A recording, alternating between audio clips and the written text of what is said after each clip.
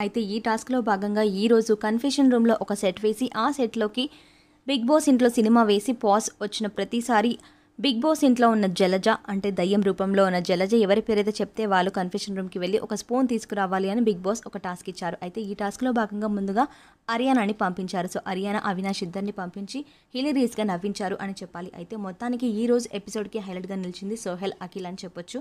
బయట చాలా భయపడి లోపల మాత్రం ఏమాత్రం భయపడనట్టుగా బిల్డప్ ఇచ్చారు.